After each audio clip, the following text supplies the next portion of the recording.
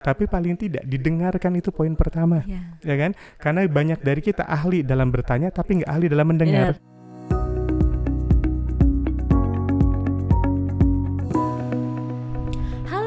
Selamat datang di podcast Halo Bunda, persembahan spesial dari Generos, teman Bunda mendampingi tumbuh kembang si kecil. Balik lagi nih saya dengan Kak Tony di segmen kedua. Dan di segmen sebelumnya kan kita udah ngebahas tentang peran orang tua dalam mewujudkan cita-cita si kecil. Nah, berhubung dengan mewujudkan cita-cita si kecil nih, saya mau ingetin lagi nih untuk bunda-bunda yang lagi nonton bahwa Generos ini sedang melaksanakan apa ya? Bukan sedang melaksanakan sih, tapi sedang mengadakan acara Generos Fest. Nah, Generos Fest itu apa sih? Jadi Generos Fest itu merupakan rangkaian acara untuk membantu orang tua dalam mewujudkan cita-cita si kecil.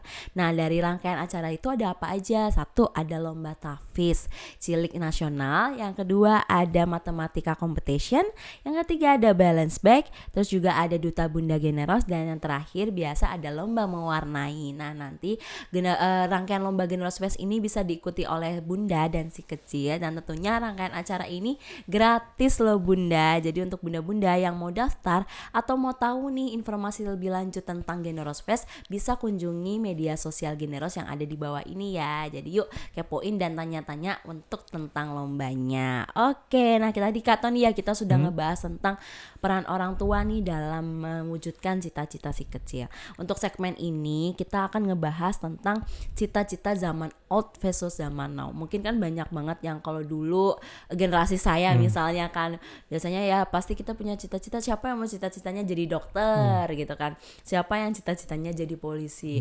Mungkin kalau yang anak-anak sekarang gitu kan, di generasi apa ya, generasi Omega ya, apa generasi Alpha ya, generasi Alpha untuk saat ini, mungkin siapa yang cita-cita jadi dokter mungkin masih mikir gitu kan, kayaknya saya mau jadi YouTuber aja gitu. Betul. Dengan apa ya, perbedaan informasi, teknologi juga kan akan mempengaruhi gitu ya cita-cita zaman dulu mungkin dengan zaman sekarang. Nah, kalau dari Kak Tony sendiri, saya mau tanya tanggapan Kak Tony perihal cita-cita anak zaman sekarang. Apakah benar-benar berbeda nih yang tadi saya ungkapkan gitu kan? Apakah yang sebelumnya pengennya jadi dokter mungkin yang sekarang beda lagi gitu?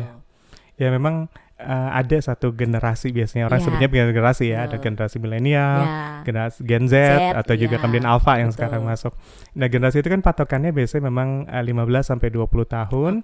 Yang itu dalam 15-20 tahun itu terjadi perubahan di dunia itu yang mirip hampir semua.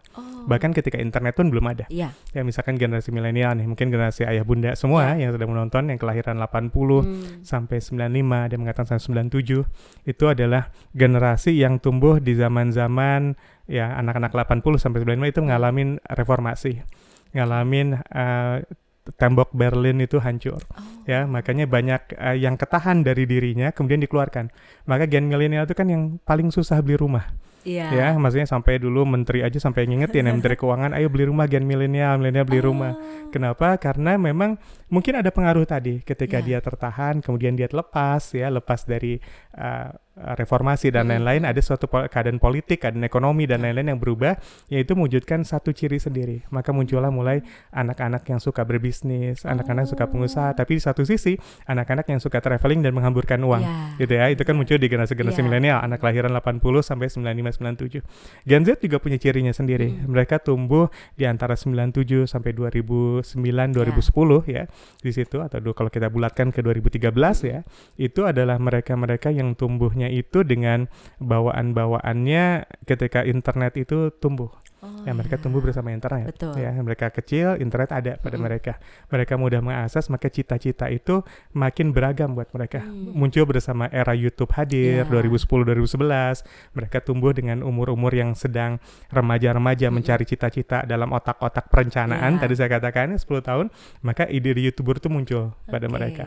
Beda lagi dengan Gen Z. Ya, Gen Z mungkin sekarang umurnya masih 10 tahunan ya. Mungkin 10 tahunan, 11 tahun. Mereka muncul bahkan bukan lagi ketika mereka tumbuh internet datang. Mereka lahir dengan internet. Ya kan? Mereka lahir dengan internet. Karena ibunya aja nyari tempat lahirnya di internet. Dia nyari dokter kandungannya pakai internet semua ya.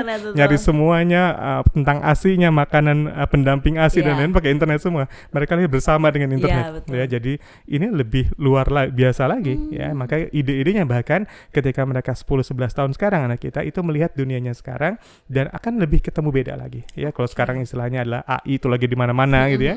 Mereka mungkin tumbuh dengan seperti itu. Bisnis yang sudah atau usaha atau ekonomi atau pekerjaan yang di luar dalam pikiran orang tua sebelumnya. Ya, ini kita perlu pahami karena generasi ini terjadi di seluruh dunia. Ya, dan ini membentuk cara berpikir anak-anak kita juga. Maka apakah beda cita-cita zaman sekarang sama zaman dulu? Pasti berbeda. Pasti berbeda. Kenapa? Karena lingkungannya berbeda. Ya, kalaupun bentuknya sama, masih sama jadi dokter. Dokter sekarang beda. Ya, dia main TikTok. Dokter main TikTok. Dia main Instagram. Walaupun cita-citanya dokter, dia punya cita-cita lain. Jadi influencer kah, jadi apa? Ini yang perlu kita pahami. Jadi memang akan sedikit perbedaan. Yang perlu kita arahkan adalah bagaimana supaya patokan ya, nilai normanya, nilai akhlaknya, nilai etikanya itu tetap kita ajarkan. Supaya apapun peran atau cita-cita yang pengen dia wujudkan nanti itu mudah-mudahan tetap dalam batasan-batasan. Itu yang harus kita kasihnya. Betul ya. Jadi memang harus batasnya, yang penting etika dan norma ya. Apapun itu cita-citanya. Karena yang berarti kan cita-cita itu bisa aja berubah gitu ya dengan perkembangan zaman dan perkembangan generasi. Nah, kalau misalnya nih Kak, mungkin yang tadi yang Kak bilang generasi milenial gitu kan, mungkin sering yang keluar terus habis itu istilahnya traveling juga, mungkin kan punya pandangan beda. Terus mungkin bunda-bunda yang nonton ini kan berarti masuk generasi milenial ya berarti kan. Nah, mungkin tapi ada yang mungkin anaknya akhirnya kayak suka akhirnya dikem di rumah gitu kan. Mungkin karena ya mereka lahir dengan kebutuhan informasi yang sudah tersedia gitu kan, kayak saya nggak perlu traveling kemana-mana, saya sudah mendapatkan informasi dalam satu benda misalnya dengan apalagi gadget. Mereka tumbuh dalam masa pandemi juga. Betul gitu ya. kan, dalam masa pandemi yang bisa merubah kebiasaan gitu. Akhirnya kayak ya mungkin ada cita-cita yang pengen ya udah saya mau di rumah aja, saya sebagai influencer gitu kan. Tapi mungkin orang tuanya kayak ya kamu tetap harus explore gitu kan. Kalau mau jadi misalnya mau jadi dokter ya kamu keluar gitu kan. Jangan di rumah. Nah, menyikapi perbedaan orang tua mungkin kan mengenai misalnya orang tua inginnya jadi dokter gitu kan. Anak tetapnya ya saya mau di rumah aja gitu kan. Nah, itu gimana? Nah, gini, kita perlu pahami belajar itu paling lewat 3 potensi yang Allah beri pada kita. Ketika Allah katakan, Quran surat 16 ayat 78, Allah katakan, Allahu akhrajakum min butuni ummahatikum, kamu keluar dari perut ibumu, la ta'lamuna syai'ah, nggak tahu apa-apa, nggak tahu satupun. Wa ja'ala lakumus sam'a wal absar wal afidah la'alakum tashkurun. Allah kasih 3 kemudian, sam'a, absar, afidah, pendengaran, penglihatan, hati, afidah, fuad. Ya, jadi kalau kita lihat ini, sebelumnya kita lahir dari perut ibu kita itu nggak tahu apa-apa. Maka Allah kasih belajar, itu kan buat belajarnya berarti ya, karena kamu nggak tahu apa-apa, dikasih sarana belajarnya. Nah, sarana belajar pertama yang Allah sebut adalah pendengaran. Pendengaran itu begini, pendengaran itu menariknya, kalau kita dengarkan di mana saja, kapan saja, jarak jauh ataupun jarak dekat, selama itu jelas terdengar, maka itu sama yang didengarkan, ya kan? Maka yang dipakai dalam belajar pendengaran itu apa? Kognisi. Mau belajarnya online ataupun offline, selama gurunya itu jelas, suaranya jelas terdengar sama muridnya, maka sebenarnya sama, materinya itu nggak berubah. Ya, jadi di sini kalau kita belajar kognisi, bikin anak pintar, tadi ya thinking, learning, remembering, itu yang dipakai banyak adalah telinga. Itu kenapa dulu Quran begitu turun awal kan nggak ada kitabnya, nggak ada bukunya, ya nggak ada sesuatu yang dibacanya, tapi hanya disampaikan di mulut, dihafal, ya. Jadi menguatkan hafalan itu dengan telinga, ya. Jadi bisa jadi anak kita belajar di rumah, selama yang belajarnya itu jelas terdengar, anak kita bisa pintar kok, gitu ya. Tapi yang kedua yang disebut adalah absar, ya, adalah pandangan. Pandangan ini berbeda dengan penglihatan. Pandangan ini kalau kita mandang dari cara yang berbeda, maka hasilnya bisa berbeda. Dekat atau jauh, kanan atau kiri itu beda. Maka kalau sekarang di kelas anak kita lagi kok kayaknya nilainya turun. Coba suruh pindah tempat duduknya. Siapa tahu matanya minus, ya kan? Kamu duduk di mana? Di belakang. Coba pindah ke depan. Ya, karena kita bisa jadi itu pengaruhi. Ya, karena apa? Kalau mata itu 2 pengaruhnya, 1 adalah kognisi, 2 psikomotorik. Psikomotor itu contoh, meniru dari kognisinya. Pengetahuan dia jadi sebuah praktek, itu lewat apa? Lewat bentuknya mata, belajar lewat mata. Maka kata Nabi, sholatlah kamu sebagai kama ra'aitumuni usolli. Sebagaimana kamu lihat, aku sholat. Ya, jadi kalau sholat itu kan belajarnya psikomotorik, gerakan. Jadi sholat yang benar gimana? Harus ada contohnya. Dan kata Nabi, ra'aitumuni, pakai mata. Jadi kita mandang kalau kita mau sholat.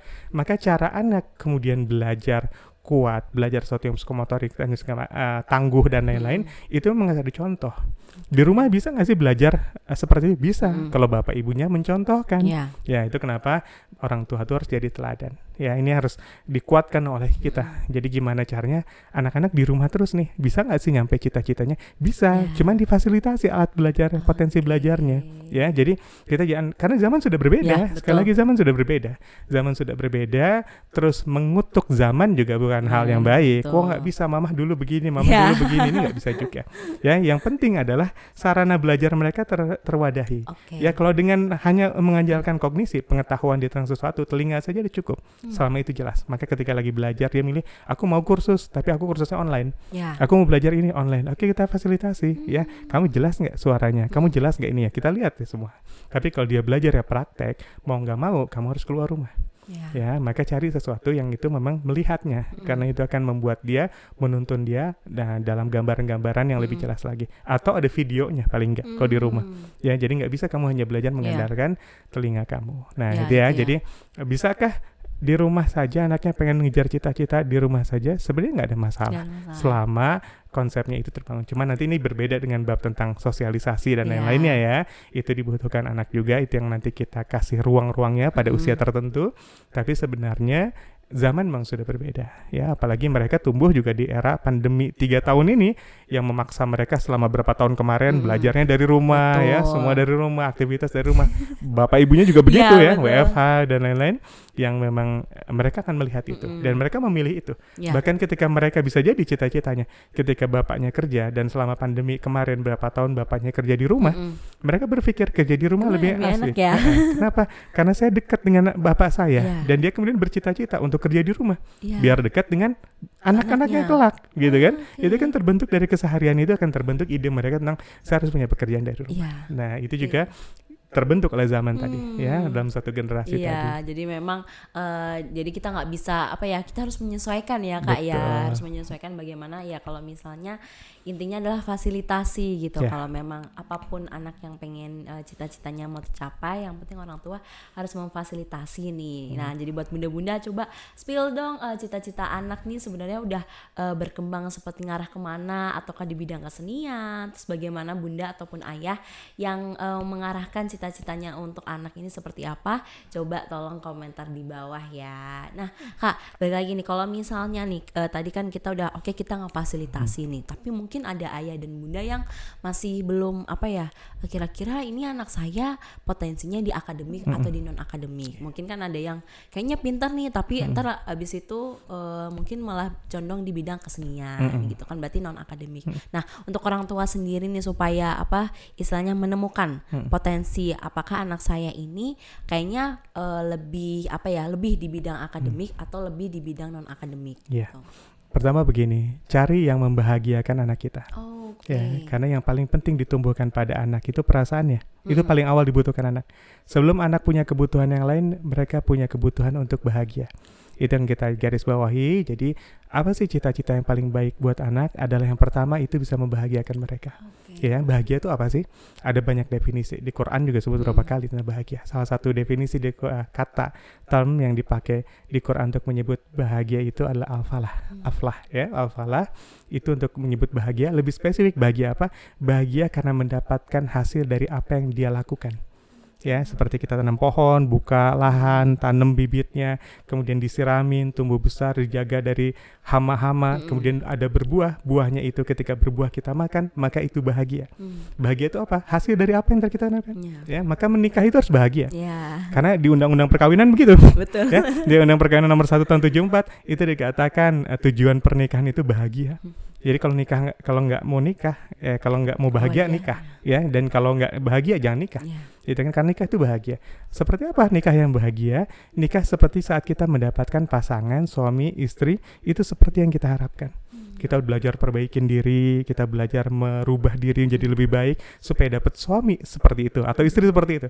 Nah, pas dapat bahagia tak muncul, ya kan? Anak yang bikin bahagia gimana? Yang udah kita tumbuhin dari kecil, kita kasih makan yang baik, kita didik dengan baik, kita pelihara, pas besarnya dia membahagiakan kita. Nah, itu mendapatkan itu al-falah. Maka apa sih yang harus dirasain dengan cita-cita? Adalah membahagiakan. Yang ketika mereka jalanin prosesnya, mereka belajar nih pengen jadi pemain bola, mereka belajar sampai kemudian dapat satu posisi atau dapatkan hasil, ada perasaan wah saya dapat ini, mereka bahagia. Nah, itulah cita-cita mereka. ya. Jadi harus ada perasaan. Jadi makanya di sini nggak bisa selalu kita katakan ukurannya kita. Tapi anak bahagia nggak dengan apa yang kita minta? Ya, dia pengen jadi ini, ayo arahkan. Yang sampai ketika dia melakukan segala pengorbanannya, mereka merasa alhamdulillah ya bahagia nih. Nah, itulah yang kita harapin. Jadi cita-cita seperti apa sih? Yang pertama yang paling penting dulu, cita-cita harus membahagiakan mereka. Begitu. Ya, jadi memang yang penting kan bagaimana, karena anak-anak pun yang akan menjalani ya Kak ya. Jadi makanya harus bahagia dulu anaknya. Nah, tapi kalau misalnya nih bagaimanapun kadang saya belum tahu nih kalau untuk orang tua yang terlalu memaksakan, mungkin kan biasanya aku nggak tahu, aku tidak merujuk pada satu, misalnya ada yang mungkin keluarganya udah dokter, terus ada yang pengen jadi dokter juga gitu kan, ada yang mungkin keluarganya udah di lingkungan pemerintahan, pengennya anaknya jadi pemerintahan gitu kan. Nah, kalau misalnya ada orang tua yang sedikit memaksakan gitu kan, nah itu gimana? Nah, ini tadi saya katakan bahagia itu beda dengan senang ya. Bahagia itu lebih panjang, senang itu lebih pendek. Ukurannya seperti itu. Maka Quran juga menyebut definisi yang berbeda. Bahagia itu ada kata al-falah, farah, dan lain-lain. Sedangkan kalau senang disebut dengan kata mata, mata'ud dunia. Biasanya kesenangan dunia. Ya. Dan apa mata? Misalkan orang cerai nih ya. Ada orang cerai, ada yang disebut dengan nafkah mut'ah atau nafkah yang dikasih dari si mantan suaminya ke mantan istrinya untuk menyenangkan hati istrinya.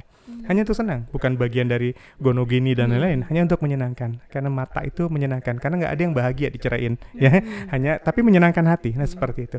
Maka senang dan bahagia itu beda. Nggak ngasih anak kita gadget mungkin menyenangkan, tapi belum tentu membahagiakan anak. Gitu kan, melimpahi anak kita dengan tuntutan harta fasilitas mungkin akan menyenangkan mereka, tapi belum tentu membahagiakan mereka. Ya, termasuk dengan cita-cita. Kita berpikir, wah kamu harus seperti ini. Kenapa mama bapak seperti ini berhasil? Ya, mama bapak seperti ini hidupnya enak, makannya mudah, rumahnya bagus, gitu ya.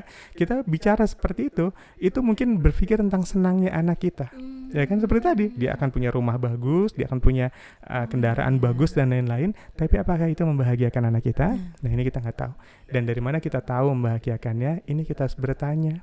Dan kapan nanyanya? Ketika anak itu di atas 10, 11, 12, 13 tahun. Ya, maka disebutnya tadi saya katakan dalam usia gulam, usia ketika dia sudah balik, itu banyak bicara dengan anak. Kalau masukin pesantren, tanya anaknya dulu. Ya, kita ajak diskusi mereka, tanya pendapatnya. Ya, Quran As-Saffat ayat 102. Nabi Ibrahim mau nyembelih Ismail, itu ditanya pendapatnya. Dia tanya pendapatnya, walaupun itu perintah Tuhan, dia tanya. Ya kan kita pengen anak kita soleh, masukin pesantren, tanya dulu pendapatnya. Tanya dulu pendapatnya, gimana nih kalau seandainya kamu, dan ditanya pendapat. Kenapa? Karena usia di atas 11 tahun, anak-anak sudah punya pendapat, akalnya sudah tumbuh. Maka hargai akalnya anak. Perasaan sudah tumbuh, maka hargai perasaan anak. Dan gimana cara kita menghargai akal dan perasaan anak adalah dengan cara bertanya, didengarkan. Ya, nggak semua pendapatnya kita ambil atau kita ikutin, tapi paling tidak didengarkan, itu poin pertama, ya kan? Karena banyak dari kita ahli dalam bertanya tapi nggak ahli dalam mendengar. Nah, gitu orang tua ya, rajin sih nanya, kamu mau apa? Aku maunya makan ini. Jangan ini. Kita sendiri membantah gitu ya. Kita bisa bertanya tapi kita nggak bisa mendengar gitu. Itu permasalahannya. Jadi dengerin dulu aja pendapatnya. Masalah nanti dipilih atau diambil terima itu bab yang lain. Kita bisa saran, tapi tolong untuk setiap anak yang sudah balik di atas 11, 12, 13 tahun, saran saya diajak bicara. Apalagi kalau itu terkait dengan hidupnya.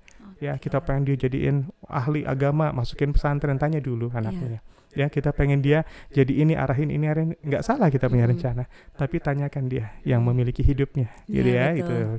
Jadi ya bunda-bunda ya, wah bagus banget tadi nih, sampai wah ternyata memang seni mendengarkan itu memang agak susah sebenarnya gitu kan. Tapi jadi sebagai ayah dan bunda ini memang ditanyakan ke anaknya, karena anaknya akan menjalani, tapi juga yuk didengarkan dulu gitu kan pendapatnya, dihargai juga pendapatnya. Nah terakhir nih Kak, buat ayah dan bunda yang lagi nonton, gimana caranya supaya orang tua nih, oke, kita udah tanya tadi, kita udah mendengarkan, terus supaya mendukung, supaya apa yang diinginkan anak mungkin tadi sudah ditanyakan, udah mendapatkan jawabannya, cita-citanya mau jadi apa gitu kan, udah bisa menjawab. Nah terus supaya bagaimana orang tua nih mengarahkan gitu kan anak, supaya agar cita-citanya ini tidak mati di tengah jalan gitu kan. Mungkin ada yang ya udahlah coba-coba gitu kan, tapi coba mungkin diseriusin gitu kan, gimana tuh? Ya, alhamdulillah kalau orang tuanya bertanya, anaknya menjawab. Ya. Karena seringkali masalahnya adalah orang tua nanya, anaknya nggak jawab, gitu. Anaknya nggak jawab apa-apa, atau bahkan nggak tahu mau jadi apa. Itu lebih repot lagi. Nah, saya kasih tips dulu deh buat yang nggak tahu dulu nih. Begitu tanya, nggak tahu anaknya mau jadi apa kamu, padahal umurnya udah anak SMA, udah kuliah. Ditanya jadi apa aja nggak tahu. Ya, ditanya jadi apa nggak tahu. Nah, tadi kuncinya tadi bikin harapan atau yang ditakuti. Ya, misalkan dia anaknya masih 17 tahun atau 20 tahun ya, misalkan 20 tahun. Terus kamu jadi apa sih nanti? Nggak tahu mah, jalanin aja dulu. Nah, kita bilang oke, kalau nggak tahu, ini apa yang kamu harapkan ada di diri kamu waktu umur 25. Apa yang kamu miliki, apa yang kamu punya, apa yang kamu harapkan di 25. Aku pengen 25 udah nikah misalnya. Aku pengen 25 udah punya kerjaan. Aku pengen 25 udah lulus misalnya. Nah, dari situ kita bikin turunan. Ya udah, kalau kamu pengen itu, sekarang umur kamu berapa? 20. Kita turunin satu-satu. Ya, 21 kamu targetnya apa, atau aku pengen 25 jadi penyanyi misalnya gitu ya, maka turunin 21-nya ngapain, 22-nya ngapain, kamu harus coba itu semua. Atau kalau kamu nggak tahu apa yang kamu harapkan, apa yang kamu takuti waktu umur kamu 25. Aku takut 25 jobless, nggak punya kerjaan apa-apa. Aku takut pas 25 pokoknya ketinggalan lah semuanya dibanding teman-temanku. Nah, supaya ketakutan itu nggak ada, apa yang harus kamu pelajari sekarang? Ya kan? Kita mulai dari ujungnya dulu. Nah, makanya kalau dia udah tahu ujungnya, kita tinggal bikin turunan langkah-langkahnya. Ya begitu, anak kita sekarang ngomong gitu, kamu mau jadi apa? Ya, ingat makin besar, makin realistis impian itu. Ya, anak-anak sudah bicara tentang cita-cita bisa dari kecil dia bicara, cuma nggak realistis kan? Dia pengen jadi Spider-Man, pengen jadi, pokoknya dia ngeliat lagi ada Avenger, dia pengen jadi Avenger gitu ya. Tapi nanti makin lama makin logis, cita-cita itu akan nempel. Karena otak anak kan berkembang gitu ya, makin realistis, makin logis, dan ketika dia usianya SMP, SMA, itu diajak-ajak realistis dan logis, maka kita arahkan tuh mulai, kamu pengen jadi apa? Aku pengen jadi misalkan diplomat, ya aku pengen jadi diplomat, berarti kamu harus bisa bahasa asing. Yuk belajar dulu setahun 2 tahun ini, belajar bahasa asing. Ya bahasa Inggris kah, bahasa apa kah, dikuasain. Habis gini, tahun ini kamu kuliahnya di sini, kamu di sini. Tapi bisa jadi udah diarahin gitu, SMA-nya berubah cita-cita kan. Aku nggak berubah mah, nggak mau jadi diplomat, aku pengen jadi dokter hewan. Wah, dia lagi senang kucing gitu ya. Tapi apakah sia-sia pembelajaran bahasa? Nggak akan pernah sia-sia. Maka pembelajaran salah satu yang paling penting ini bahasa. Bahasa itu kemampuan bicara. Ini generous banget nih. Gitu ya. Emang khusus buat kemampuan bicara betul. ya. Jadi kemampuan bicara itu penting dalam pembelajaran apapun. Jadi basic semua pembelajaran saya pikir bahasa. Bahasa itu basicnya, dan bahasa itu kan tadi ya, kemampuan bicara itu bagian dari bahasa kita, kemampuan berkomunikasi kita ini sangat-sangat penting banget nih untuk kita garis bawahi, jadi nggak pernah sia-sia. Ya nanti berubah dan makin realistis, makin dewasa dia makin realistis. Ketika kuliah dia makin realistis, kita bikin turunan-turunannya. Tahun ini kamu ngapain, tahun ini, nah itu kita bikin. Jadi persoalan tadi, takutnya anak kita malah nggak punya cita-cita. Itu lebih berbahaya sebenarnya daripada anak kita punya cita-cita tapi bingung untuk mewujudkannya. Gitu ya. Oke, itu ya gitu. Bunda ataupun ayah yang udah dikasih tipsnya nih dari Kak Tony. Coba istilahnya dipeta-petakan lagi, karena kan ayah dan bunda yang bisa mengarahkan nih ya untuk anak nih. Jadi kalau misalnya tuh nggak ada yang sia-sia juga ya Kak. Betul. Ya. Jadi mengalir aja gitu kan, tapi yang tetap diarahkan. Oke, itu dia segmen kedua dari kami gitu kan. Banyak banget informasi tentang perbedaan cita-cita zaman now versus zaman old yang harus Bunda ketahui. Oke, terima kasih banyak ya Kak Tony. Sama-sama. Sudah hadir, sudah sharing-sharing juga di hadapan kita. Oke Bunda, kita sudah sampai di penghujung acara. Terima kasih yang udah bersedia nonton dari segmen 1 sampai segmen 2 dengan selesai. Jangan lupa juga untuk share, like, comment, subscribe, dan bagikan video ini ke bunda-bunda lainnya agar mereka mendapatkan informasi, edukasi, dan tentunya inspirasi untuk keluarga di Indonesia. Oke, sampai jumpa di podcast selanjutnya. Podcast Halo Bunda, ruang informasi keluarga sehat.